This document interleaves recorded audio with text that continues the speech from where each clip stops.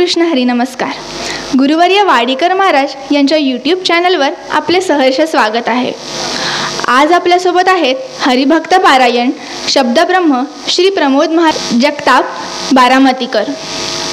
हा कार्यक्रम जेथे संपन्न होत आहे तेच पवित्र स्थान म्हणजे ठाणा जिल्ह्यातील पूर्णा गाव येथील श्री विठ्ठल रुक्मिणी मंदिर. ही परंपरा ज्यांच्याकडून आपल्याला लाभलेली आहे ते म्हणजे वैकुंठवासी माधवस्वामी पुरणेकर महाराज आणि वैकुंठवासी बाळ महाराज पुरणेकर. त्यानंतर ही परंपरा श्रीराम गुरुजी पुरणेकर यांच्याकडे आली.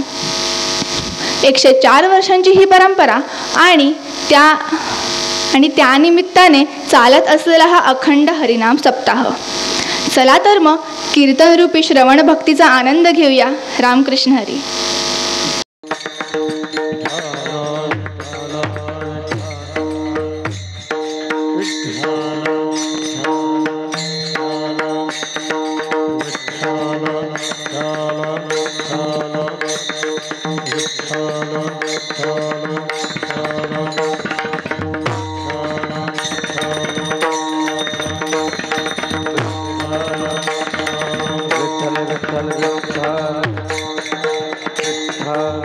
हाताने टाळी वाजवा आणि मुखाने भजन करा.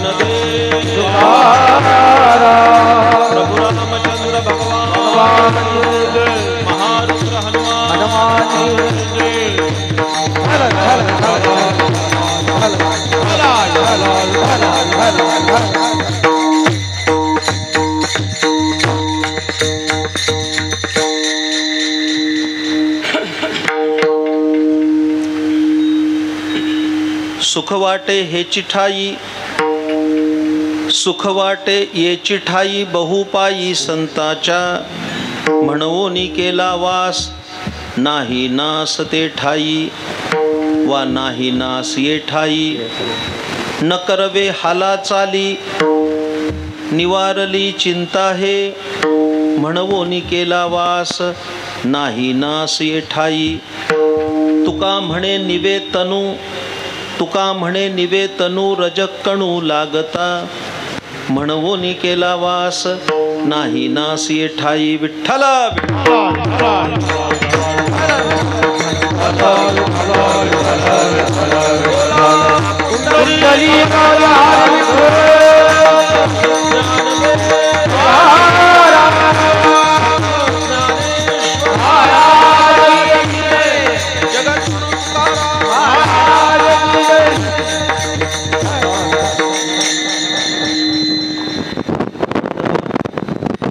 माईकचा करा आपलं सरक.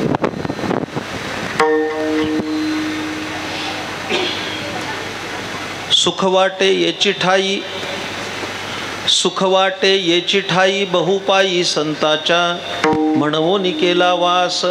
नाही नास ये ठाई. वारकरी संप्रदायाचे थोर संत जगद्गुरु तुकाराम महाराज यांचा हा एक प्रासादिक असा अभंग आहे.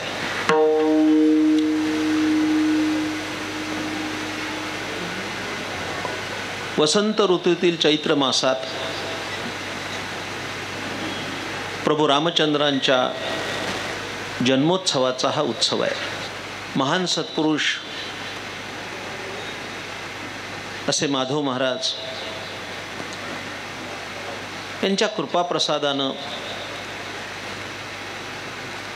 100 वर्ष पूर्ण होऊन 4 वर्ष अधिक झालीत.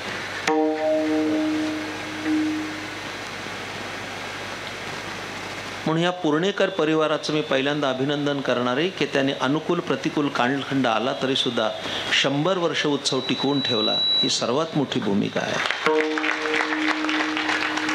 त्याच्याकरता त्यांच्या 4 पिढ्या खर्ची गेल्या. माझ्या प्रिय श्रोत्यांनो, अभिनंदन करण्यासाठी मी काही स्तुती पाठक नाही आणि मला बोलावलंय म्हणून स्तुती करावी असा हेतूही नाही. पण एखादी पारमार्थिक साधना जेवढ्या सहजतेनं सुरू होते तेवढ्या सहजतेनं त्याचं सातत्य टिकून राहत नाही. प्रायः ती खंडित होते. जर ती चालूच राहिली असती तर नामदेवरायाला प्रार्थना करायची गरज भासली नसती. नामा म्हणे केशराजा, केला नेम चालवी माझा.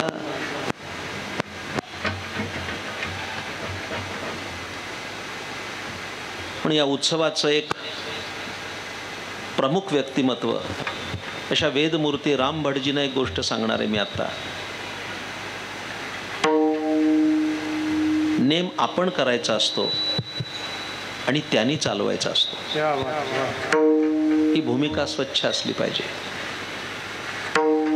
नेम भक्तांनी करायचा आणि चालवायचा मात्र देवानी. आणि वादक आणि आपण सर्व श्रोते यांच्या साक्षीने एक गोष्ट सांगणार आहे.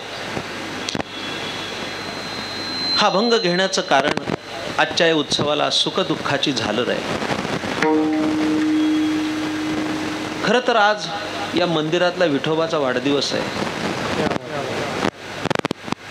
चैत्र शुद्ध पंचमीच्या दिवशी इथं विठ्ठल मूर्तीची स्थापना झाली. इतकं सोपं बोलत नाही. तुम्हाला आनंद वाटेल सांगायला की पुर्णेकरांचा विठोबा 104 वर्षाचा झाला.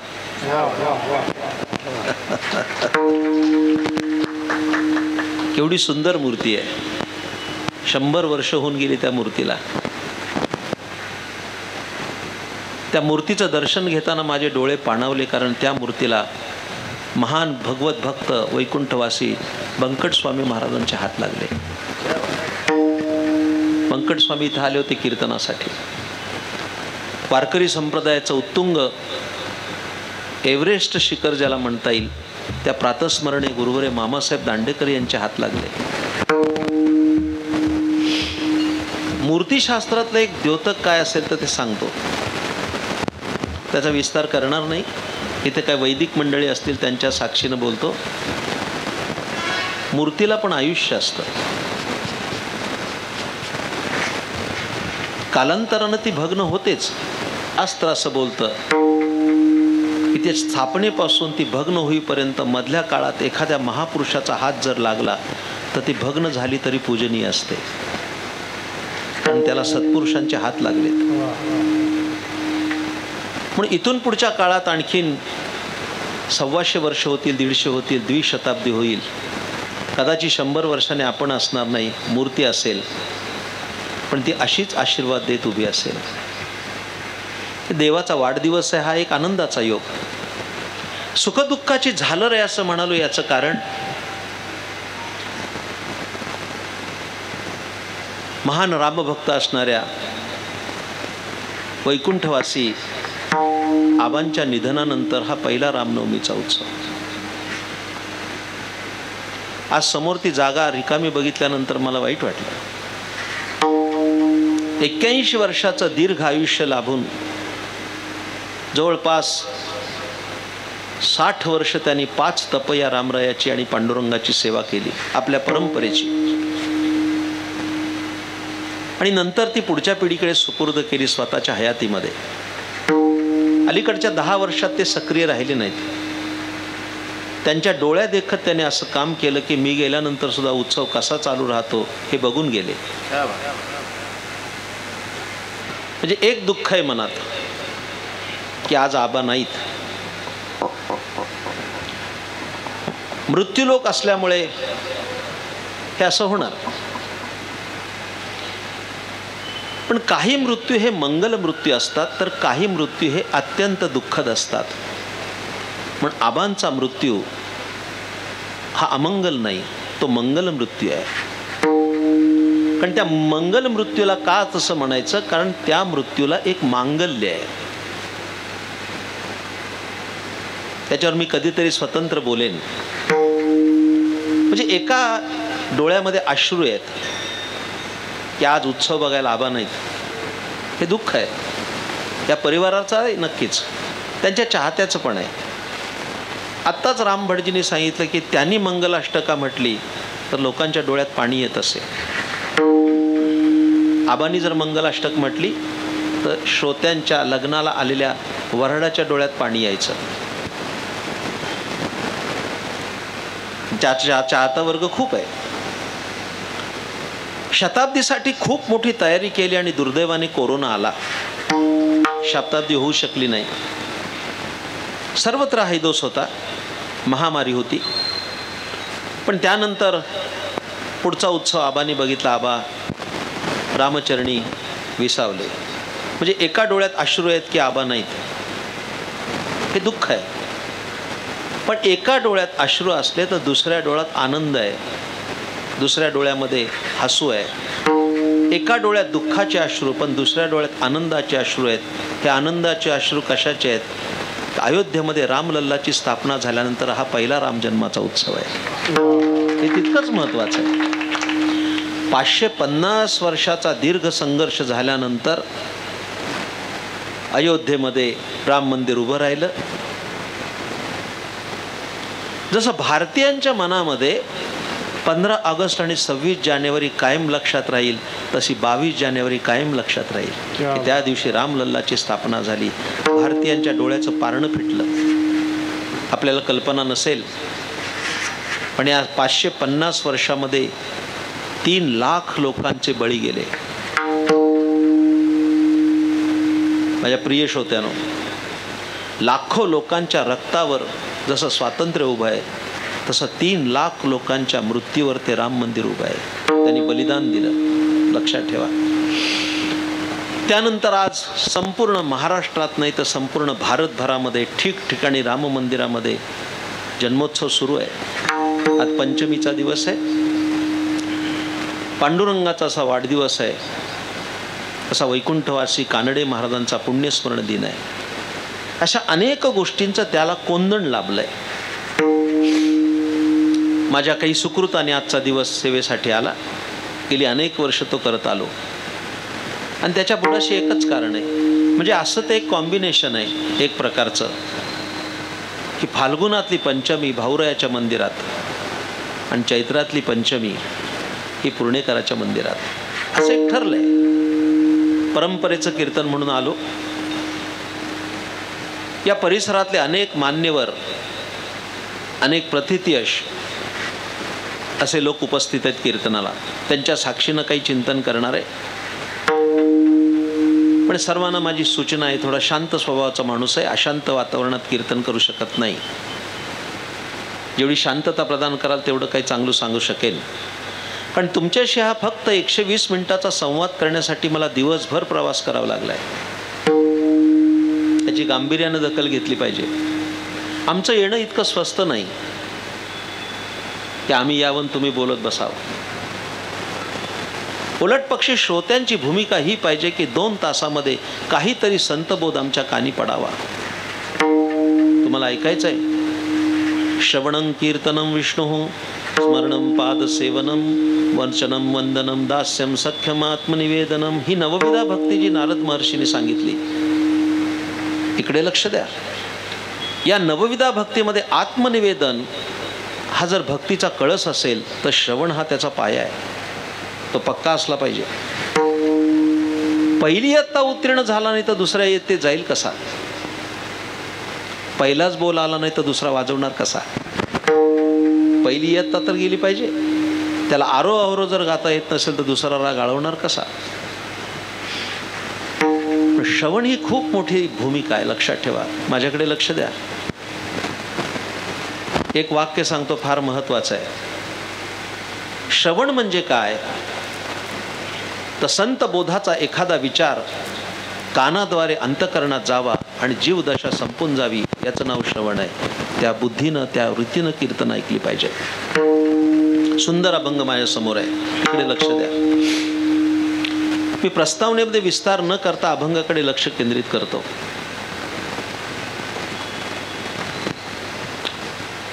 जीवनामध्ये काही द्वंद्व असतात आणि ती स्वीकारावी लागतात, ती नाकारता येत नाही. ते आपल्या हातात नाही, आपण बदलू शकत नाही. अनेक आहेत. मला ती सगळी द्वंद्व सांगण्यासाठी एक स्वतंत्र कीर्तन करावं लागेल, पण उदाहरणासाठी एखादं समोर मांडतो. इकडे लक्ष द्या. जसं की आपण आता कीर्तनाला आलोय, आता रात्र झाली, काळाकुट्ट अंधार आहे. उगीच आपण मुंबईत म्हणून विद्युत रोषणाई आहे आणि म्हणून उजेड दिसतोय, पण आता रात्र आहे, अंधार पडलाय. ही रात्र अशीच राहणार आहे का? नाही. आणखीन एक 7-8 तासांनी उजाडणार आहे आणि अरुणोदय झाला की दिवस येणार आहे. बरं, दिवस आला तो असाच राहणार आहे? नाही. 10-12 तासांनी पुन्हा सूर्यास्त होणार आणि सूर्यास्त झाला की रात्र सुरू होणार. मला विस्तार करायचं काही कारण नाही. म्हणजे रात्र आणि दिवस हे आपल्या आयुष्यातलं द्वंद्व आहे, ते स्वीकारावंच लागेल, थांबवता येणार नाही.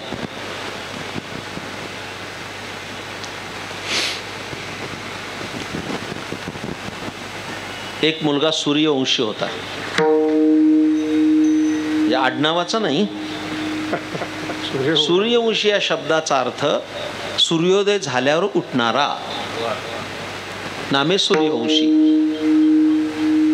इथे थोडे बहुत जे तरुण बसले त्यांना उद्बोधन करताना एक वाक्य सांगतो. सगळं कीर्तन कळो नाही तर न कळो, पण एक वाक्य सांगतो, ते फार महत्वाचं आहे. उद्या इंस्टाग्रामला ठेवायला हरकत नाही. लिखो, जो पढेंगे सुधर जाएंगे. वाक्य ऐकायचंय, सांगू म्हणता. ज्या व्यक्तीला मोठं व्हायचंय त्याचा अंथरूण सूर्यनारायणांनी पाहता कामा नये, तरच तो मोठा होईल, हा सिद्धांत आहे.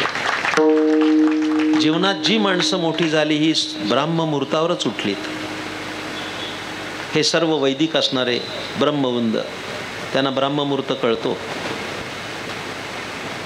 दयाळू इंग्रज सरकार इथून स्वातंत्र्य देऊन गेलं, पण जाताना अनेक गोष्टी भारतीयांच्या बाबतीमध्ये त्याने असं काही षडयंत्र केलं, फार थोड्या लोकांना माहिती आहे, त्याच्यावर कोणी विचारही करत नाही. इकडे लक्ष द्या. आमची सारी शिक्षणाची गुरुकुल व्यवस्था ही ब्राह्ममुहूर्तावर सुरू होते. लक्षात घ्या.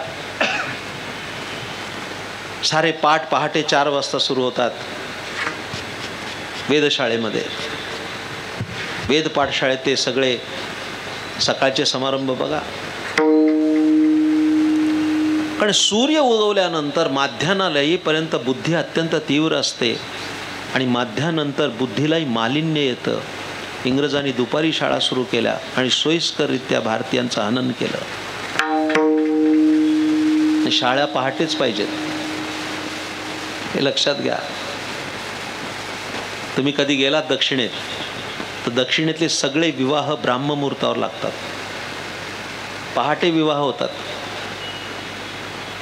पहाटे 5ला लग्न लागतात आणि आमची सायंकाळची 5ची 8:30ला रात्री लागतात.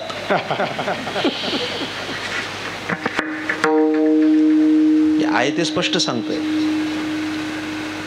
रामभटजी कालांतरण पत्रिकेत असं लिहावं लागेल की दिनांक 24 रवी दिवसाकाठी कधीतरी लग्न लागेल. स्टँडर्ड टाइम लिहायचं कारणच नाही. केव्हा तरी दिवसात लागेल. तुम्ही सकाळपासून येऊन बसा, आम्हाला वाटेल तेव्हा लावू. असं होत नसतं. 24 मिनिटाची एक घटिका आहे, त्या 7 नाही तर 8च मिनिटं असतात. मला त्याचं काही इथं पंचांग सांगायचं नाही, मी काय सांगतो ते ऐका. तो सूर्यवंशी होता. हे दुःख आहे अंतकरणातलं तत्वचिंतकांच्या. ब्राह्ममुहूर्तावर उठलं पाहिजे.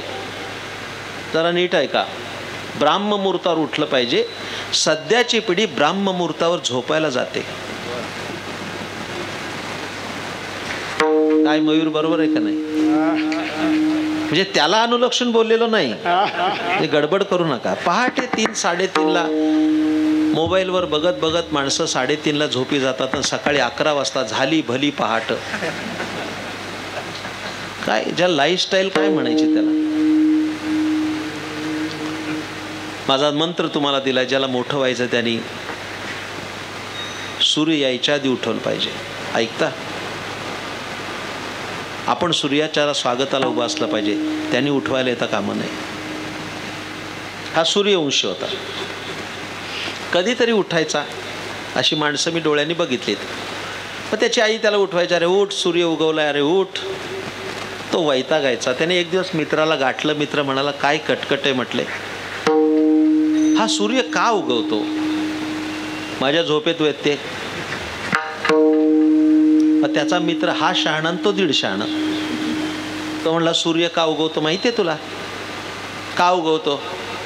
सूर्य का उगवतो? त्या मित्रांनी सांगितलं, वेड्या, तुझ्या शेजारीने एक कोंबडा पाळलाय, तो आरवतो म्हणून सूर्य उगवतो. काय कळतंय का तुम्हाला?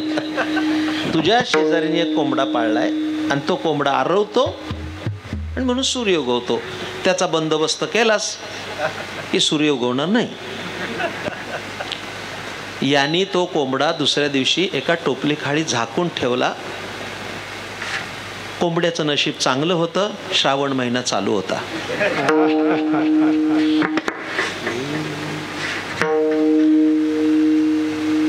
कोंबडा टोपलीखाली झाकून ठेवला आणि बघताय काय माझ्याकडे, दुसऱ्या दिवशी सूर्य उगवलाच नाही. असं होईल? असं होईल का दैवाते महाराज? असं होईल?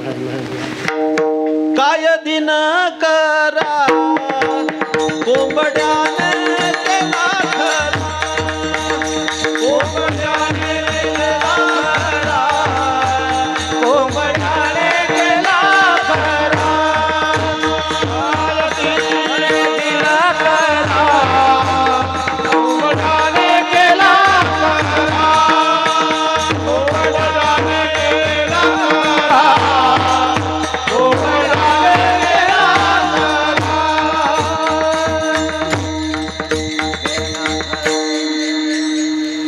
महाराज, आता एवढे सगळे तुम्ही बसलाय गर्दी करून,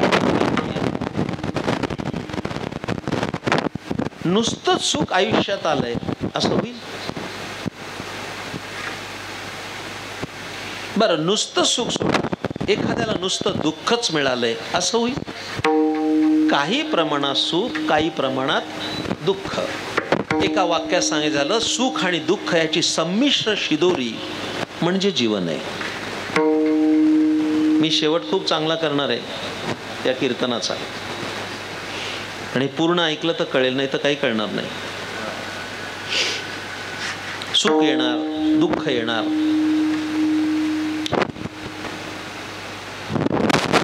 ज्ञानेश्वरीची गोष्ट सांगतो तो. ज्ञानेश्वर महाराजांची गोष्ट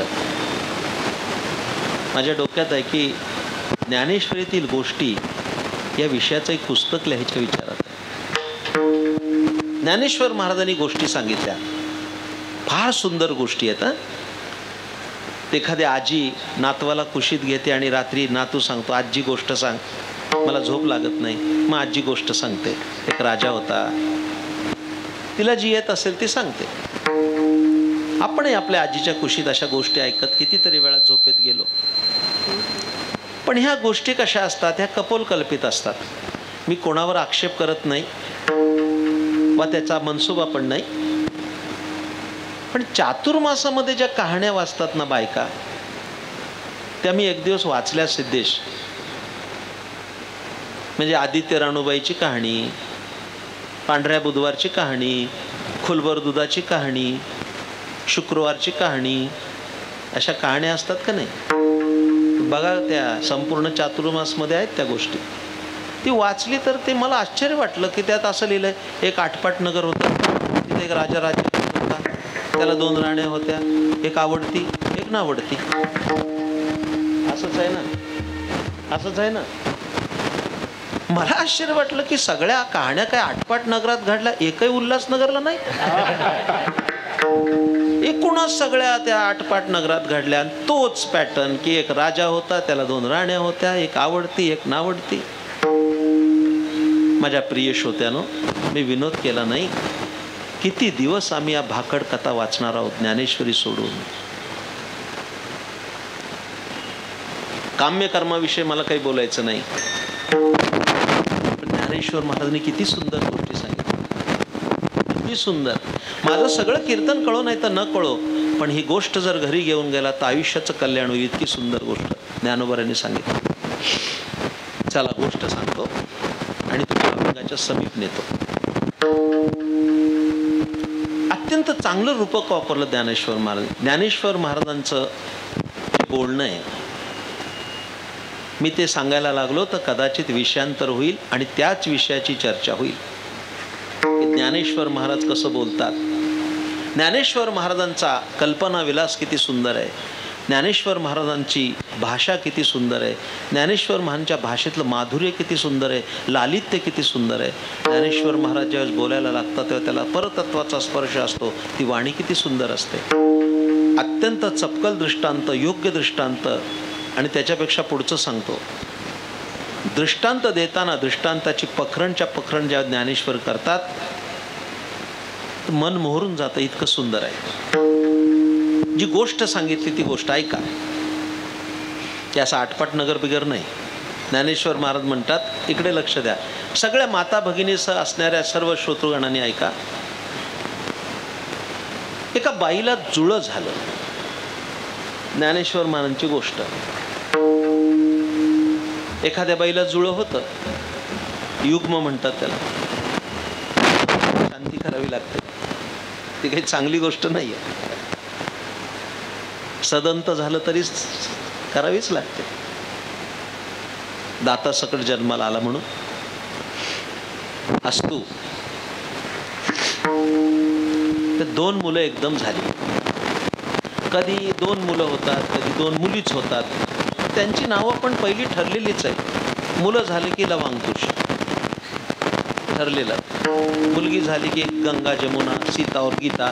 पिक्चर बघितला असेल तर जुन्या लोकांना आठवेल, सीता और गीता.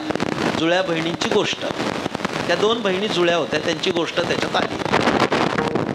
त्या जुळ्यांचं काय, त्याला आवळं जावळं, बरोबर आहे का? ते आवळं जावळं कसं असतं माहिती आहे का, दोन्ही सारखेच असतात. किंवा या प्रसिद्ध तमाशा काळूबाळू तमाशा होता.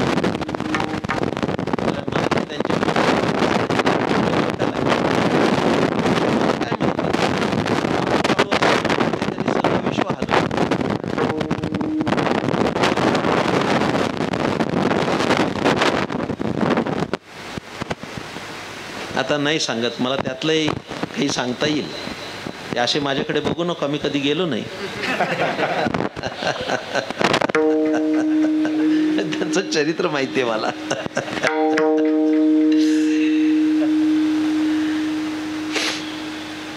जाऊ द्या. ज्ञानेश्वर महाराज गोष्ट सांगतात, एका बाईला जुळं झालं आणि ही आई दुसरी तिसरी कोणी नसून, रूपक ऐकताना लक्षात ठेवा, नियती नावाची एक आई आहे. तिचं नाव नियती आहे आणि त्या नियतीला 2 मुलं झाली. त्या मुलांचं नाव ठेवलं सुख आणि दुःख. ही नियतीची मुलं आहेत. माझ्या सुखाच्या मार्ग पुस्तकात ते लिहिलंय. मी पुस्तक वाचत आहे, त्याच्यात हा दृष्टांत मी लिहिला आहे, पुस्तकातच लिहिला आहे. सुख आणि दुःख ही नियतीची मुलं आहेत, दोन्ही. इकडे लक्ष द्या, अशी चुळबुळ करायची नाही ऐकताना सुद्धा. एके दिवशी काय झालं की दोन्ही मुलं अंगणामध्ये खेळायला गेली मुलांबरोबर, आणि ती मुलं खेळायला लागली. पण मौज अशी झाली की बाहेरची सगळी मुलं सुखाबरोबरच खेळत होती. काही कळतंय का? काही कळतंय? दुःखाबरोबर कोण खेळणार? सगळी बाहेरचे खेळाडू असणारे त्यांचे मित्र सुखाबरोबरच खेळत होते. दुःखाला कोणी विचारत नव्हतं. ते बिचारं कोपऱ्यात उभं होतं. वाईट वाटलं त्याला. जरा ऐकता, एका उंचीनं त्याच्याबरोबर कोणी खेळत नाही हे पाहून, त्याच्याबरोबर कोणी खेळत नाही हे बघून त्या दिवशी दुःखाला दुःख झालं. जे दुसऱ्याला दुःख देत होतं ते स्वतः दुःखी झालं की माझ्याशी कोणीच खेळत नाही. मग ते दुःख रडत रडत आईकडे आलं आणि आईला सांगितलं, आई माझ्याशी कोणीच खेळत नाही ग. ते नियती हसली, बाळा तुझं प्रारब्ध तसं आहे, मी पण नाही खेळणार. तुझ्याशी कोण खेळणार? कोणाला हौस आली दुःखाबरोबर खेळायची? त्याने हट्ट धरला, आई काही झालं पाहिजे पण माझ्यावर मुलं खेळली पाहिजेत, असं काहीतरी तू कर. काय युक्ती करायची ती कर, पण माझ्यावर मुलं खेळलीच पाहिजेत. नियतीने विचार केला आणि तिला नामी कल्पना सुचली, इकडे लक्ष द्या. मग तिने काय केलं, बाहेर जे सुख खेळत होतं ना त्या सुखाला हाक मारली, बाळ इकडे ये. ते सुख पळत आलं. त्या नियतीने दरवाजा लावला घराचा आणि एक गंमत केली. सुखाचे कपडे काढले, दुःखाला घातले, आणि दुःखाचे कपडे काढले, सुखाला घातले. कपड्यांची अदला बदल केली दोघांची. दोघांना बाहेर काढलं. याचा लाल सदरा त्याला घातला, त्याचा पिवळा याला घातला. दोन्ही दिसायला सारखीच. मुलं बाहेर आली आणि बाहेर आल्यानंतर सुखाचे कपडे घालून आलेलं दुःख बाहेर येता क्षणी बाहेरच्या खेळकरी मुलांना वाटलं हे सुखच आहे, आणि सुख समजून ते दुःखाबरोबर खेळायला लागले. ऐकताय? खेळल्यानंतर कळलं हे दुःख आहे. नाही कळलं अजून? मला माहिती नाही कळलं. संसार केल्यावर कळलं हा वाईट आहे. आधी खेळलाच ना. संसाराचा खेळ खेळल्यानंतर वाटलं 4 मुलं झाल्यावर वाईट आहे संसार. हे तुला ब्रह्मचारी असताना कळलं नाही, खेळ खेळल्यावर कळलं. त्या दृष्टांतात आणखी एक दृष्टांत टाकतो. एक वयस्कर म्हातारा मरणासन्न झाला, मृत्यूच्या शय्येवर पडला. इकडे लक्ष द्या. आणि मृत्यूशय्येवर पडल्यानंतर ते 4 मुलं होती. त्या 4 मुलापैकी शेवटच्या मुलाला धाकटं असतं का नाही, छोटं, त्याला शेंडेफळ म्हणतात. बरोबर आहे? तुम्हाला माहित नसेल तर मी सांगतो. पूर्वी काय असायचं, 5-5, 10-10 मुलं व्हायची. एकेका दाम्पत्याला एक क्रिकेटची टीमच असायची. बाहेरचा खेळाडू घ्यायचाच नाही. 11च्या 11 टीम. काय काय अशी मी अशी बघितलीत घराणी, 11-11 मुलं. म्हणजे मोठा असायचा ना तो जरा दुय्यम. सगळ्यात लहान असेल त्याला शेंडेफळ म्हणायचं. त्या शेंडेफळावर आईबापाचं जास्त प्रेम, लहान म्हणून. आता पहिलं शेंडेफळ एकच आहे, दुसरं जर अपत्य संभवच नाही. ते सगळ्यात लहान जे होतं 4थ्या क्रमांकाचं, त्या आजोबांनी त्याला बोलवलं. त्या मुलाला आवाज क्षीण झाला होता आणि त्या आजोबांनी त्या मुलाला काय सांगितलं, ऐकताय ना बाळ, या तिघांचं लग्न झालंय, तुझं अजून झालं नाही. लग्न करण्याचा गाढवपणा करू नको, असा म्हाताऱ्याने मंत्र दिला. कोणाला? त्या 4थ्या मुलाला. डोळे मिटायच्या अगोदर तू लग्न करू नको, लग्न करण्याचा गाढवपणा करू नको. काय माणसं प्रश्न विचारतील तुम्हाला रामभटजी.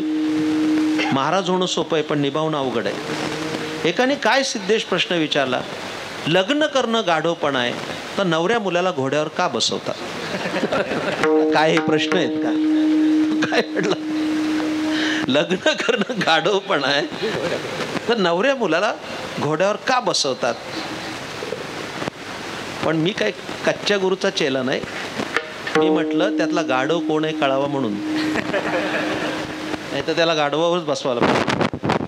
असो, त्या मुलाला सांगितलं की तू लग्न करू नको, लग्न करण्याचा गाढवपणा करू नको. पुढं ऐका, त्या धाकट्या मुलानं वडिलांचा हातात घेतला आणि म्हटले, बाबा तुम्हाला मी वचन देतो, हा जो उपदेश तुम्ही मला केला हा असाच्या असा मी माझ्या मुलांना सांगेन.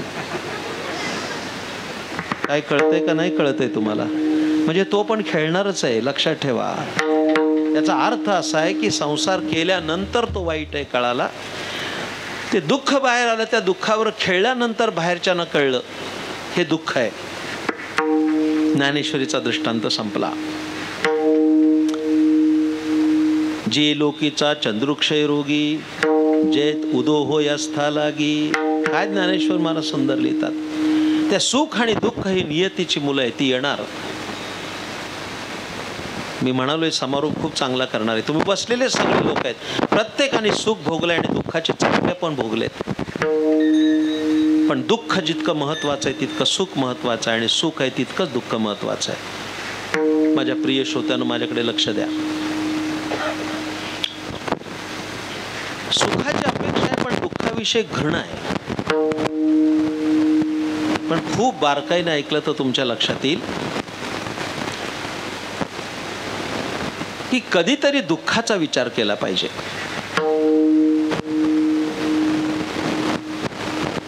दुःखाचं गुणानुवाद नाही, पण एक महत्वाची गोष्ट सांगतो. दुःख वाईट आहे, दुःख क्लेशकारक आहे. पण एखादा माणूस वाईट असला तरी एखादा गुण त्याच्याकडे चांगला असतो. तसा दुःखाच्या ठिकाणी एक गुण चांगला आहे, आणि तो कोणता असेल तर दुःख आल्यानंतर आपलं कोण हे दाखवून देतं, हा त्याचा सद्गुण आहे. दुःखाचं वैशिष्ट्य हे.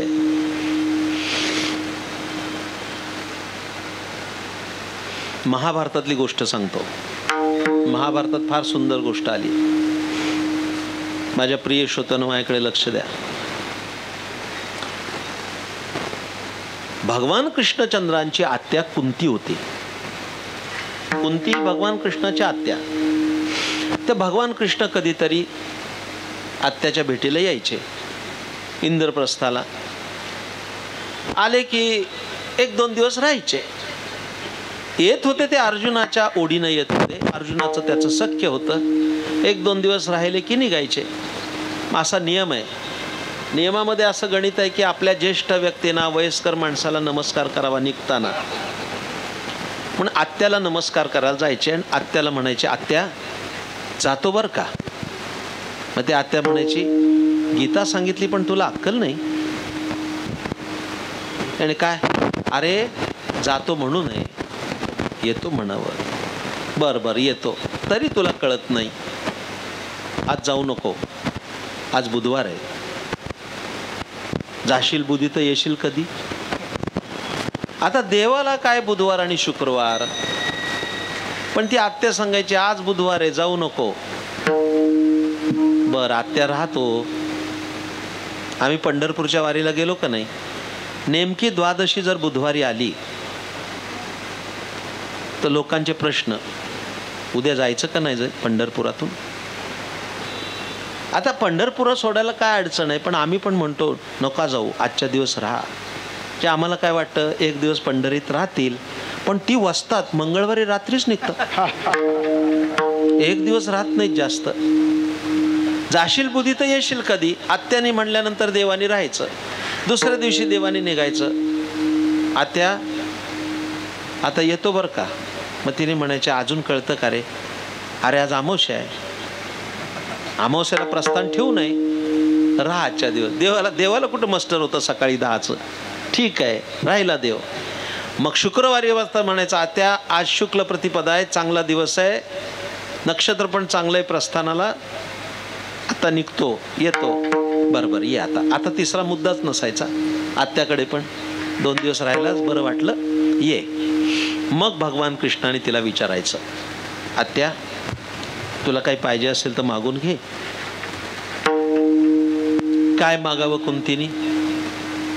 एक 500 रुपये दे मला.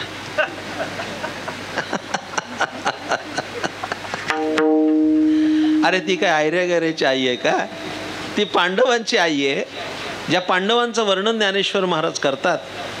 धर्माचं मूर्तिमंत प्रतीक असणारा युधिष्ठिर, हा बलदंड असणारा भीम जिचा मुलगा आहे,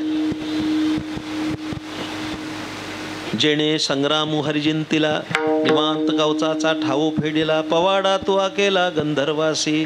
ज्याने साक्षात भगवान शंकराला युद्धात हरवलं तो अर्जुन, आणि भगवान शंकराने प्रसन्न होऊन आपलं गांडीव धनुष्य ज्या अर्जुनाला दिलं, असा मुलगा तिचा आहे. ती म्हणेल का 500 दे? ऐकायचं तुम्हाला? सांगू म्हणता.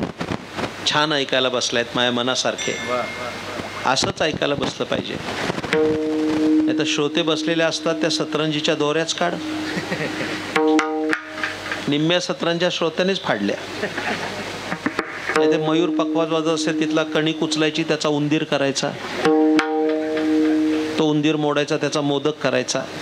असले आचरट चाळे करत कीर्तन ऐकली तर आयुष्यात बदल होणार नाही. किती मोठी आहे कुंती. माझ्या रामभटजी माझ्या डोक्यात आहे. कधीतरी माझ्या असं लक्षात येतं की महाभारतातील व्यक्तिचित्र याच्यावर एक स्वतंत्र व्याख्यान मला करायचे. जरा भीष्म कळले पाहिजेत कोण आहेत, जरा द्रौपदी कळली पाहिजे कोण आहे. अगदी सगळ्यांनी जाकारली ती कैकेयी तरी कधी कळाली पाहिजे. नुसतं नाव ठेवण्यात काय अर्थ आहे की बोहल्यावर उभं राहिल्यानंतर आयुष्यभर जबाईने जग पाहिलं नाही, तिची पतिनिष्ठा कशी असेल? त्या अंगाने कधी विचार केला? दुर्दैवाने फक्त 100 मुलांना जन्माला घातलं, पण ती चांगली निघाली म्हणून आई बदनाम झाली. बोहल्यावर उभं राहिल्याबरोबर तिला कळलं नवरा आंधळा आहे, तर तिने डोळ्यावर पट्टी बांधली. आयुष्यभर सोडली नाही, एकदा फक्त दुर्योधनासाठी नाईलाजाने सोडली. तिचं पातिव्रत्य किती मोठं असेल आजच्या गांधारीच्या तुलनेत.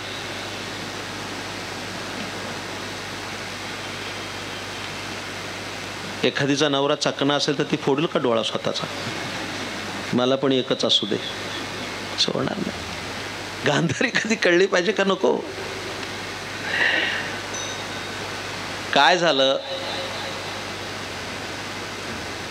एक दिवस गांधारी वाण द्यायला आली. इकडे लक्ष द्या, मी पण रमलोय आता.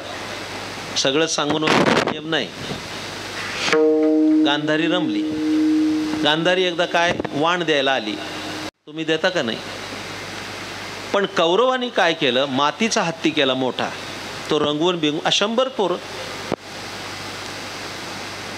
त्याच्यावर अंबारी रचली, त्याला चाकं लावली, त्याच्यावर गांधारी बसून आली आणि कुंतीला वाण देऊन गेली. संध्याकाळी भीम आला तर कुंती जरा नाराज होती. काय ग झालं आई, जरा नाराज दिसतेस? आज गांधारी आली होती. असं? मग काय हत्ती केला होता तिच्या मुलांनी, त्याच्यावर वाण देऊन आली मला. भीम हसला, म्हणले अगं तो मातीचा हत्ती, तुला दुःख मानायचं काय कारण आहे? इकडे लक्ष द्या. आत्ता जातो, इंद्राचा ऐरावत घेऊन येतो. भीम राणीच्या बागातला नाही, इंद्राचा ऐरावत स्वर्गातून अर्जुनाला बोलवलं. म्हणले इथनं शिडी लाव स्वर्गाला. हा श्रेष्ठ धनुर्धर असल्यामुळे सपासप बाण उपसले आणि स्वर्गाला शिडी लावली. आणि त्या शिडीवरनं चढून भीम गेला स्वर्गात, अमरावतीत. आणि इंद्राला असं नाही म्हणाला मयूर, आजच्या दिवस नेऊ का हत्ती? जसं आपण म्हणतो एक दिवस बाईक दे बाबा, मला जायचंय जरा. त्याने म्हणायचं बाईक बीक नाही, हा पेट्रोल संपलं. भीम गेला आणि इंद्राला म्हणाला तुझा हत्ती घेऊन चाललोय. मागितलं नाही, चाललोय. इंद्र म्हणला तुमचाच आहे, घेऊन जा. काय हिंमत आहे इंद्राची पण बोलायची या पांडवांच्या विरोधात. घेऊन जा म्हटले. इकडे लक्ष द्या. भीमानी तो 7 तोंडाचा समुद्र मंथनातून निघालेला ऐरावत खांद्यावर घेतला. तो थर्माकॉलचा नाहीये, तो खांद्यावर घेतला आणि त्या शिडीवरनं आला उतरत पायऱ्या. म्हणजे तो बाणांचा सेतू कसा असेल, तो भीम कसा असेल, खांद्यावर हत्ती घेऊन येणारा पण अर्ध्यातून त्याचा पाय निसटला आणि त्या शिडीवरनं भीम खाली पडला हत्ती सकट. मोठ्यांदा हाक मारली, आई. ती किंकाळी आतमध्ये कुंतीला येता क्षणी कुंती बाहेर आली. बघते तर भीम हत्ती घेऊन खाली पडतोय आकाशातून. कुंतीने आपल्या अंगावरचा पदर असा पसरला आणि हत्ती सकट तो भीम आपल्या पदरामध्ये झेलला. ती कुंती कशी असेल हा त्याचा अर्थ विचारात घेतला पाहिजे. ती काही सामान्य बाई नाही. हत्ती सकट भीम पदरात घेणारी बाई किती कर्तबगार असेल. आणि ती 500 रुपये मागेल. एवढं सांगावं लागलं मला. हे 500 रुपये म्हणे. 500 रुपये आता निघाला. पण कीर्तनं चांगली ऐकावी लागतात. कुंती म्हणाली, तू मानतोयस म्हणून मागते, मला काही कमी नाही रे. एकापेक्षा एक 5 लाल आहेत माझे सगळे, काही कमी नाही, काहीच नाही मला लागत. नाही नाही म्हणले, तू मागूनच घे. कुंती म्हणाली, मी मागितल्यानंतर तू देणार नाहीस, कारण मला माहिती आहे तू देणार नाहीस. देतो तू म्हण, माग तर खरं, मग वचन दे तू. वचन दिलं तर मागेल. भगवान कृष्णाने तिला वचन दिलं आणि कुंती म्हणाली, आता मागायला सिद्ध झाले. काय पाहिजे तुला आई? आत्या सांग काय पाहिजे. त्या कुंतीनं सांगितलं, हे दयाघन कृष्णा, मला जेवढं दुःख देता येईल तेवढं दे. जगाच्या पाठीवर दुःख मागणारी पहिली विदुषी कोण असेल तर ती एकमेव कुंती आहे. मला दुःख दे. भगवान सुद्धा हादरला. अगं सगळं जग माझ्या दारात उभं आहे पदर पसरून सुख मिळावं म्हणून, आणि तू दुःख मागतेस. त्या कुंतीनं तिच्या मुद्द्याची स्पष्टता दिली. ती म्हटली, त्यांना दुःखाची किंमत माहिती नाही, मला माहिती आहे. मग सांग ना, कशा करता दुःख मागितलं? त्या कुंतीनं एक वाक्य सांगितलं, ते सगळ्यांनी लक्षात ठेवा. कुंती म्हणाली, दयाघना, दुःख मागितलं एवढ्या करता की सुखामध्ये तुला कोणाला तुझी आठवण येत नाही, दुःखात तुझी आठवण येते, ती यावी म्हणून मी दुःख मागितलं. हे कुंतीनं मागितलेलं मागणं लक्षात ठेवा. मला दुःख दे. दुःख तितकंच महत्वाचं आहे, लक्षात ठेवा. मी आता विस्तार खूप करू शकेल, पण दुःखाविषयी घृणा असणाऱ्या माणसाला केवळ सुख पाहिजे.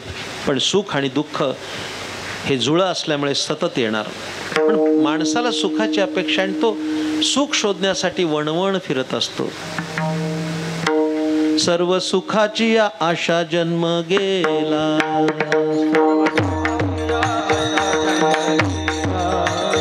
क्षण एक मुक्ती यत्न नाही केला,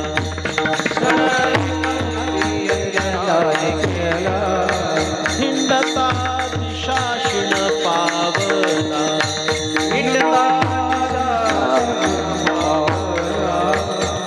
माया वेशला जीव माझा,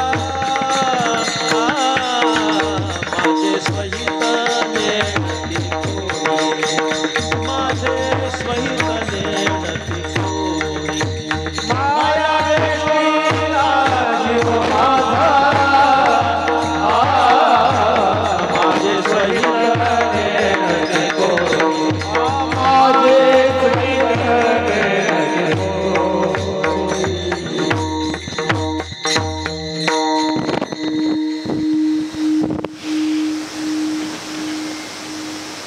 सुखाच्या मागे पळत असतात, पण सुख मिळत नाही. माझे सद्गुरू संत श्रेष्ठ धुंडा महाराज देगलूरकर जे ज्ञान सूर्य होते. माणसं संसारात दुःख बघतात, सुख बघतात. सुख नाही कोठे आलिया संसारात, संसारात कुठेच सुख नाही. मी आता सगळी प्रमाण म्हणत नाही, कारण घड्याळ थांबायला तयार नाही. संसार दुःख मुळ चहूकडे इंगळ, विश्रांती नाही कोठे रात्रंदिवस तळमळ. आहे ना? एक त्याच्यापेक्षा मौज सांगू का ज्ञानेश्वरीतली? ऐकता काय ज्ञानोबा राय बोलता तो.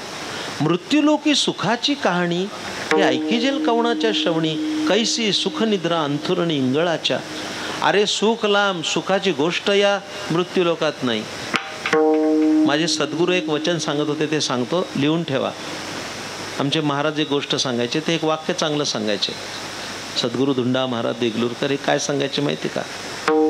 संसारात दुःख नाही, संसारच दुःख आहे. संसारात दुःख नाही, संसारच दुःख आहे. आपण त्यात शोधतो. माझे वडील क्लास 1 ऑफिसर होते, इथं रे रोडला होते आणि आम्ही इथे उल्हासनगरला राहत होतो. मी बिर्ला कॉलेजचा विद्यार्थी 81चा. त्यावेळेला तिथं काहीच नव्हतं, जंगल होतं, चिकन घर पाड्याला. फक्त कॉलेजची इमारत होती. प्राचार्य गोखले आम्हाला शिकवायला होते. इकडे लक्ष द्या. ते एकदा माझं कीर्तन होतं आणि कीर्तन होतं सोलापूरला. इकडे लक्ष द्या. आणि मी बसलो सोलापूरला जाण्यासाठी. त्या इथून उद्यान एक्सप्रेस जाते ना, त्या उद्यान एक्सप्रेसमध्ये बसलो. हे झालेलं सांगतोय हा, अनुभवच कीर्तन झालं. मग त्या सोलापूरच्या गाडीत बसलो मी.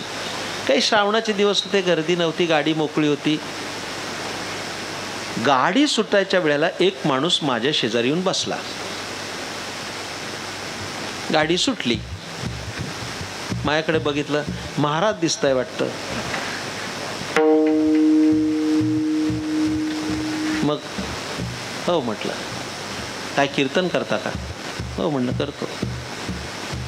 कोणत्या ओवीवर कीर्तन करता? काय काय माणसं ना प्रत्येक विषयात पारंगत असल्यासारखी दाखवतात, येत तर काही नसतं. एक पुढारी माझ्या शेजारी बसले आणि माझ्यावर इम्प्रेशन मारण्यासाठी म्हणले, महाराष्ट्र ही संतांची भूमी. हे आम्हाला कशाला सांगताय? आमचा जन्म गेला त्याच्यात. महाराष्ट्र ही संतांची भूमी काय? काय तुकाराम महाराजांनी ज्ञानेश्वरी सांगितली, हे हाणून घ्यायचं का त्यांच्या पुढे? आणि काय ज्ञानेश्वर महाराज सदैव वैकुंठाला गेले. तो शेजारी बसला माझ्या. काय कशावर कीर्तन करता? तुकाराम महाराजांचे अभंग कसे, ज्ञानेश्वरी कसे, असं चाललं. काय कर्जत आलं, कर्ज सुटलं. घाट चढून आम्ही लोणावळ्याला गेलो. लोणावळ्याला गेल्यानंतर तो माझ्या शेजारचा असभ्यग्रस्त मला विचारलं, नाशिक किती वाजता येईल? गाडी कुठे चालली? सोलापूरला. अरे म्हणलं मूर्खा, नाशिकला जाणारी तपोवन एक्सप्रेस प्लॅटफॉर्म नंबर 3 वर होती, तुम्ही त्यात का नाही बसला? तो मला म्हणला, मला काय मूर्ख समजला का? मग राहिलंच काय? म्हणजे त्यात का नाही बसला? अहो म्हणले महाराज, त्याला फार गर्दी होती, खूप गर्दी होती, ही मोकळी होती म्हणून यात बसलो. आयुष्यभर जरी गाडी चालली तरी नाशिक येईल का? येईल. त्यासाठी गाडी बदलली पाहिजे, तरच त्याला नाशिक स्टेशन येईल. दृष्टांत संपला. संसाराच्या गाडीत बसून कधी सुखाचं स्टेशन येणार नाही. त्यासाठी गाडी बदलून परमार्थाच्या गाडीत बसला तरच सुख मिळेल, अन्यथा मिळणार नाही. हा सिद्धांत. कुठेच संसारात सुख नाही. महाराजांनी सुखाचं केंद्रस्थान सांगताना अभंगाचं पहिलं चरण सांगितलं, सुख वाटे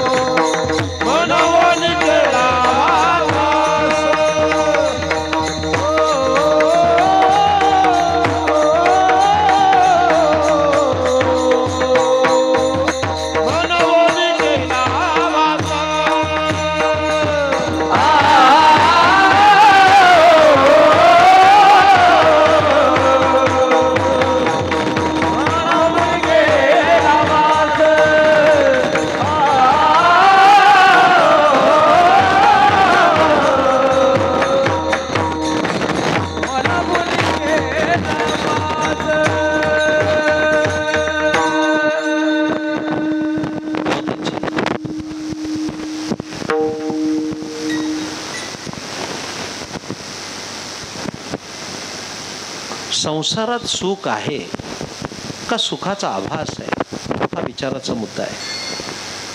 सुख आणि दुःखाची ढोबळमानानं व्याख्या करायची झाली तर अनुकूल घटना घडली की माणसं सुखावतात आणि प्रतिकूल घटना घडली की ती दुःख मानतात. इकडे लक्ष द्या.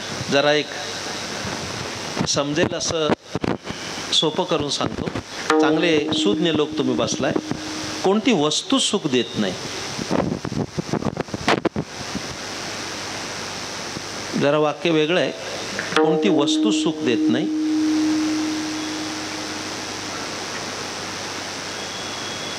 पण वेदांतामध्ये परमात्म्याला वस्तू म्हटलंय. ती वस्तू सुखरूप आहे, संसारातली नाही. जरा एक गंमत सांगतो तुम्हाला. आपण सगळे संसारिक, तुम्ही आम्ही सगळे, माझ्या सकट माणसं संसारात कशाला सुख मानतील नाही सांगू शकत. जी वस्तू सुख देते तीच वस्तू दुःख देते. तुम्ही प्रपंचात बघा, त्या सगळ्या बसलेल्या माता भगिनी,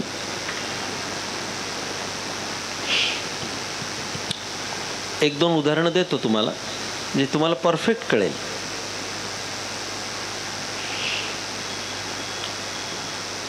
दसऱ्याचा दिवस होता. अशी मोठी बिल्डिंग. ते एक माणूस त्यांच्याकडे आला, दार नॉकिंग केलं. ते बाईने दरवाजा उघडला. या या या, दसऱ्याच्या दिवशी हा घ्या पेढा. कशाचा पेढा? ते त्याने सांगितलं, आज आम्ही दसऱ्याच्या मुहूर्तावर कलर टीव्ही आणला, 52 इंची. आनंद व्हावा का नाही? पेढा तोंडात टाकला. वा वा, छान झालं, छान झालं. पण तो पेढा कारल्यासारखा लागला. त्याच्याकडे टीव्ही आला याचं सुख नाही. ऐकताय ना? माझ्याकडे नाही हे दुःख आहे. संध्याकाळी तिचा नवरा आला. चहा पाणी झाल्यानंतर म्हटली, अहो शेजारच्या पाटलांनी टीव्ही घेतला. असं होय? मग तिने काय सांगितलं माहिती आहे नवऱ्याला? म्हणजे तुम्हाला मी काही प्रशिक्षण देत नाही. ती म्हणली, तुम्ही एकाच कंपनीत कामाला, पण तुम्हाला नाही जमणार, एवढं इंजेक्शन बास असतं. तो दुसऱ्या दिवशी गेला, काय सोसायटी काढली, काय वाटेल ती काही उद्योग केले, आणि दिवाळीच्या दिवशी मोठा टीव्ही आणला. सुख झालं का नाही? सुख झालं का नाही? टीव्हीला हार वगैरे घातला. आणि मला आश्चर्य वाटतं, काय देव आहे का तो? असल्याला हार घालतात, नारळ फोडतात, हे उद्योग चालूच असतात. टीव्ही लावला. एवढ्यामध्ये काय झालं, ज्याच्याकडे पहिला टीव्ही आला होता का नाही, तो बिचारा पेढे देऊन गेला होता, होय की नाही? मग हा म्हणला त्याला पेढे पहिल्यांदा दिले पाहिजेत, मग पहिला त्याच्याकडे पेढा द्यायला गेला. दार वाजवलं. दिवाळीचा पाडवा, बलिप्रतिपदा, कार्तिक शुद्ध प्रतिपदा. दार उघडल्यावर यांनी ठसक्यात सांगितलं, हा घ्या पेढा. कशाचा हो वामनराव पेढा? आम्ही सुद्धा घेतला टीव्ही, आणि तुमच्यासारखा हप्त्यावर नाही घेतला. हे वर आणि त्याला टोचून बोलणं. आम्ही रोख कॅश देऊन घेतला. काय कल्पना आहेत सुखाच्या? बरं झालं ना एवढ्यावर. तेवढ्यामध्ये त्याचा जो मित्र बसलेला, तो बायकोला म्हणाला, अगं आपला पण पेढा दे. तिने पेढा आणला आणि याच्या हातात दिला. हा घ्या पेढा. म्हणजे कशाचा पेढा? आम्ही पाडव्याच्या मुहूर्तावर फ्रीज आणला. खलास, संपलं सुख. ते अशी प्रापंचिकाची स्थिती आहे. ते सुख अविनाशी सुख नाही, ते कधीतरी दुःख देणार. सोलीव जे सुख अति सुखाहुनी, उभे ते अंगणी वैष्णवांच्या, उभे ते अंगणी. सोलीव जे सुख अति सुखाहुनी, उभे ते अंगणी वैष्णवांच्या, उभे ते अंगणी.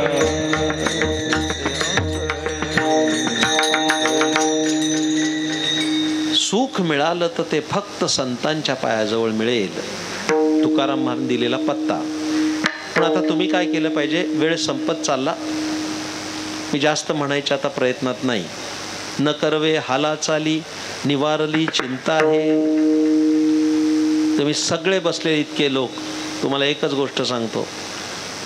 एकेकाळी अशी स्थिती होती, भिवंडी आणि सगळा परिसर, कल्याण असेल, उल्हासनगर, विठ्ठलवाडी असेल, सुखोपभोगाची साधनं नव्हती आमच्याकडे, पण माणसं सुखी होती. आज सुखोपभोगाची सगळी साधनं पायाशी लोळण घेत आहेत, पण माणूस दुःखी आहे, सुख नाही. बघा तुमचं स्वतःचं जीवन. माझ्या माहितीप्रमाणे भिवंडीची माणसं त्या काळात कल्याणच्या बाजाराला चालत जात असतील, गाड्याच नव्हत्या, तर सुखी होती. रक्तदाबाचं यंत्र लावलं आणि रक्तदाब बघितला की ते डॉक्टर विचारतात, का हो साहेब तुम्हाला काही टेन्शन आहे का? तो म्हणतो साधं टेन्शन नाही, हायपर टेन्शन आहे. ते सुद्धा त्याला भूषण वाटतं, इतका गाढ होतो. तणावमुक्त जगता आलं पाहिजे. आज कीर्तनातून उठताना एक लक्षात ठेवा, जे काही चिंता असेल ती सोडून दिली पाहिजे. तणावमुक्त जगायचं. चिंता केल्याने चिंता मिटत नाहीत, कदाचित चिंतन केलं तर चिंता मिटतील, हे कधी विसरता कामा नये. लक्षात ठेवा, चिंता काय व्हायचं ते होईल. मुलीचं लग्न होत नाही, तिचं प्रारब्ध होईल. मुलाला नोकरी नाही, तो त्याचं बघेल. तुला काय चिंता करायचं कारण आहे? तुम्हाला एक सांगतो, चला इकडे लक्ष द्या. तामिळनाडूमध्ये एक तिरुवल्लुवर नावाचे संत झाले, जे महाराष्ट्रात ज्ञानेश्वर महाराज झाले तसे ते तिरुवल्लुवर संत झाले. त्याने एक पुस्तक लिहिलंय, कुरल नावाचं, वाचा कधीतरी. मी माझ्या अनेक कीर्तनात सांगितलंय, ते खूप सुंदर लिहिलंय त्यांनी पुस्तक. हे तमिळ भाषेत आहे. साने गुरुजींनी त्यांचा मराठीत अनुवाद केलाय, जरा वाचा. त्यात एक वाक्य ते सांगतो, सुख दुःखावर आहे, लिहून ठेवा. फार सुंदर वाक्य आहे. सगळं कीर्तन न कळो, हे वाक्य पहिल्यांदा घेऊन जा, आयुष्यात सुखी व्हाल. काय लिहिलंय त्यांनी तिरुवल्लुवरांनी? जीवनामध्ये दुःख आल्यानंतर जे लोक भीत नाहीत त्यांच्या आयुष्यात दुःख यायला भीतात.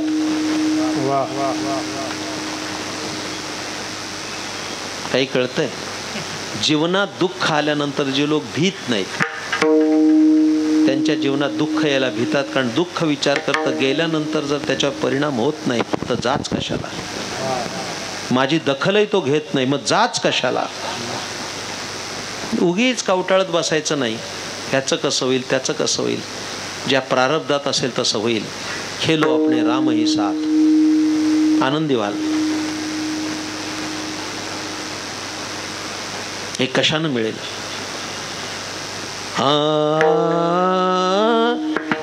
तुका म्हणे निवेदन, तुका म्हणे निवेदन,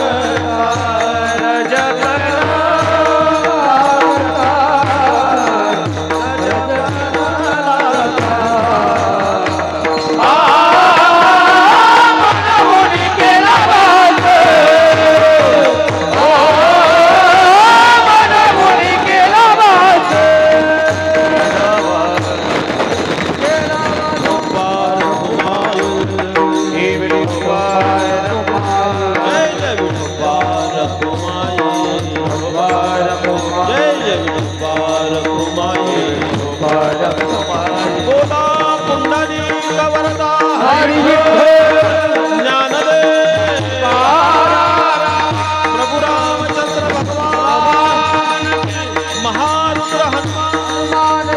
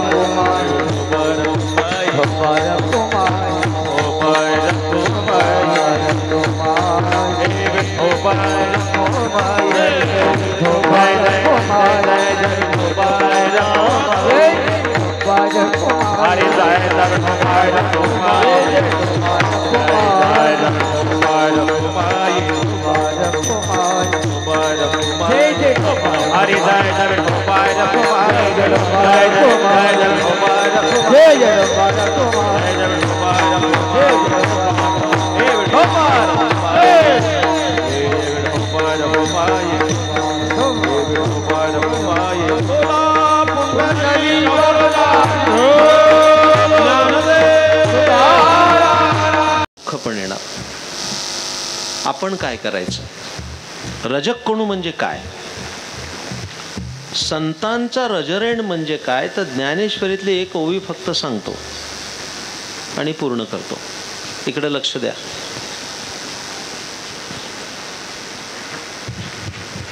मी कीर्तनात एका ओवी सांगितली.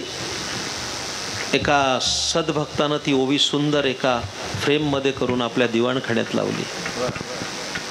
कुठली तरी सिनरी लावण्यापेक्षा ज्ञानेश्वरी ओवी लावली तर आयुष्याचं कल्याण होऊन जाईल. हे लक्षात ठेवा, लिहून ठेवा. ही ओवी ज्ञानेश्वरीतली फार सुंदर ओवी आहे. ती सांगतो. सुखी संतोषान यावे, दुःखी विषादान भजावे, आणि लाभालाभ न धरावे मना माझी. ही ओवी प्रसादाची आजची.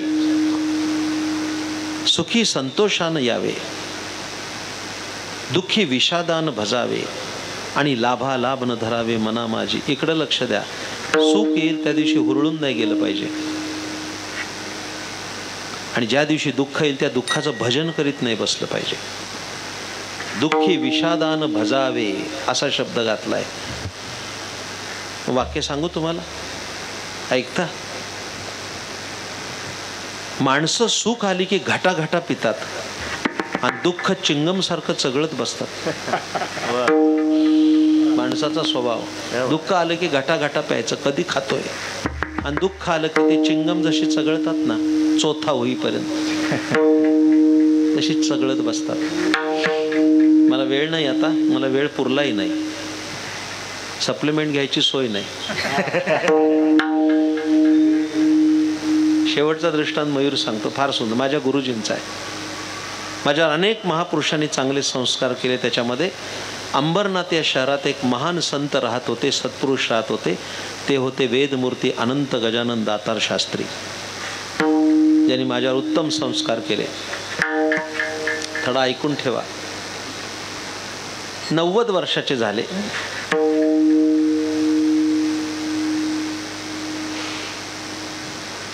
मी त्यांचा विद्यार्थी. मी कधी कधी भेटायला जायचो त्यांना. इकडे आलो की भेटायला जायचो. कांसाईला राहत होते. 90व्या वर्षी मी त्यांना भेटायला गेलो तेव्हा सहज त्यांना विचारलं, दादा तब्येत कशी आहे? औपचारिकरित्या विचारलं. उत्तम. मला म्हणले उत्तम. मला बरं वाटलं. मी फळं आणली होती ती दिली त्यांना. काही वार्तालाप व्हायचा तो झाला आणि आम्ही कीर्तनाच्या निमित्तानं बाहेर पडलो. गेट जवळ आल्यानंतर त्यांचा मुलगा माझ्या मागोमाग आला आणि मला म्हणाला, महाराज दादांची तब्येत चांगली नाही, मूळव्याध झाली. सकाळी शौचाला गेले की 2 तास ठणका लागतो, रक्त पडतं. 2 तास त्यांना खाली बसता येत नाही, वेदनेनं विव्हळत असतात. मी तसाच पावली परत आतमध्ये गेलो आणि त्यांना विचारलं, दादा तुम्ही मला सांगितलं नाही, तब्येत विचारली तर उत्तम आहे म्हणालात. तुम्हाला मूळव्याध झाली, तुम्हाला त्रास होतो, ऑपरेशन होणार नाही असं डॉक्टरनी सांगितलंय, मला तुम्ही बोललं नाही. ऐका, महापुरुषाचे शब्द कसे असतात, दैवा ते ऐकण्यासारखं आहे. ते काय म्हणाले असतील? हसले, माझ्याकडे बघून हसले. म्हणले, प्रमोद फार जो उपदेश केला तो आयुष्यभर मी विसरू शकणार नाही. ते मला म्हणाले, अरे 2 तास ठणका लागतो, मला बसता येत नाही, रक्त पडतं, वेदना असह्य होतात, हे मान्य. मग मी त्यांना विचारलं, मग तब्येत उत्तम आहे असं कसं म्हणालात? मग त्यांनी सांगितलेलं वाक्य ऐकायचं आहे. ते म्हणाले, अरे 2 तास दुःख होतं हे मान्य आहे, पण देवाने मला 22 तास चांगलं ठेवलं आहे, त्याचा आनंद मानला पाहिजे. 2 तास गेले 24 तासातले, 22 तास मला देवाने आनंदात ठेवलं आहे. त्या 22 तासाचा विचार करायचा का 2 तासाचा करायचा? त्यांच्या जागी आम्ही असतं तर 2 तासाचं दुखणं 22 तास गायला असतं. काय करायचं आहे? असं झालं बघा, दिवसभर त्रास आहे, कशाला एवढत बसलाय? काय महापुरुषांची वाणी, 2 तास गेले हातातून, 22 तास ठणठणीत आहे ना. म्हणून कधी पण लक्षात ठेवायचं. एक वाक्य शेवटचं सांगतो आणि समारोप करतो, तेवढं लक्षात ठेवा. सुख येणार, दुःख येणार, आनंदानं स्वीकारायचं. आणि शेवटचं वाक्य सांगतो, वाट्याला जर कदाचित दुःख आलं तर ते दुःख सुद्धा आनंदानं भोगायचं, असा या अभंगाचा अर्थ आहे. ज्ञानेश्वर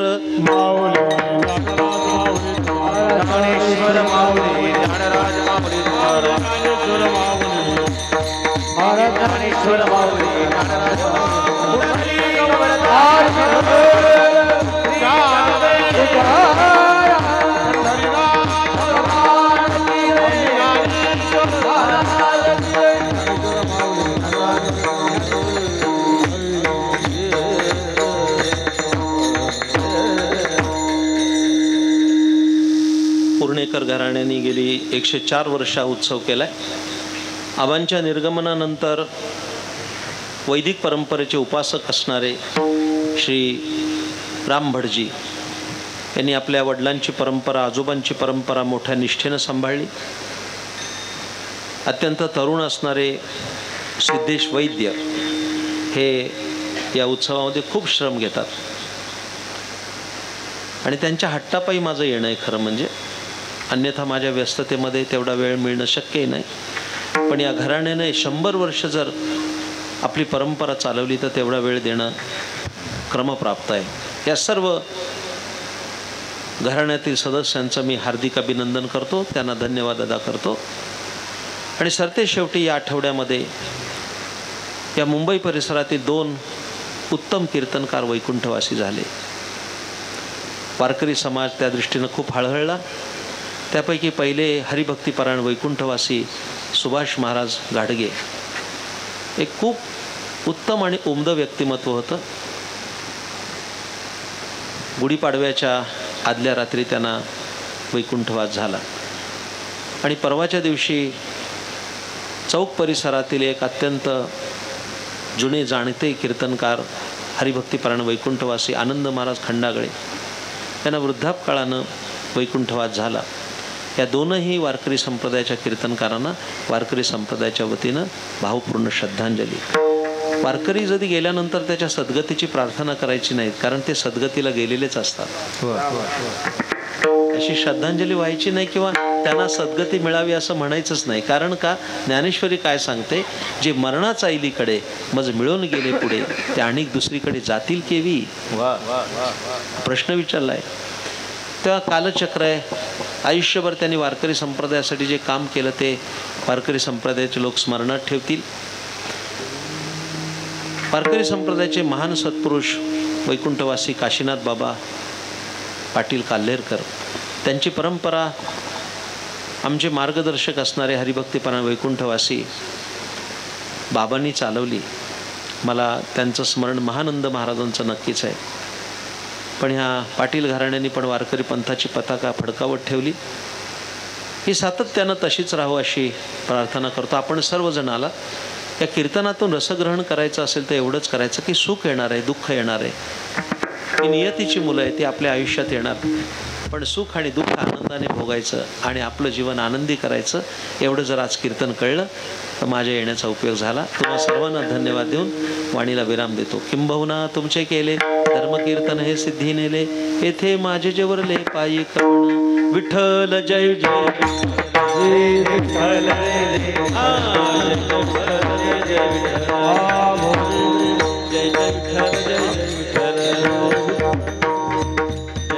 विठ्ठल जय जय भजन हा रमण्याचा विषय, उरकण्याचा नाही. जय विठ्ठल करून लगेच माणसं विनंतीचा अभंग म्हणतात.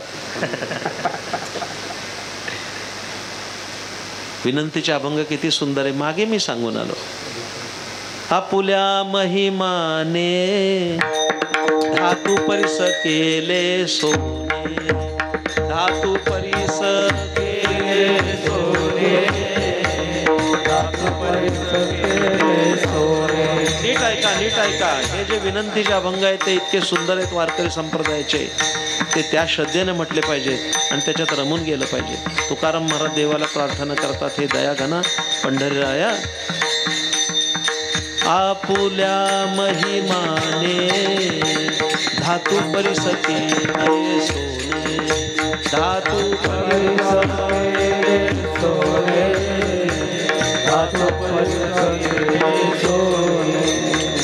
तैसे नमने माझे आता गुणदोष पंढरी नाथा, गुणदोष पंढरी नाथा, गुणदोष पंढरी नाथा. गावा मागील ओहळ गंगान म्हणे अमंगळ, गंगान म्हणे अमंगळ, गंगान म्हणे अमंगळ. तैसे नमणे माझे आता गुणदोष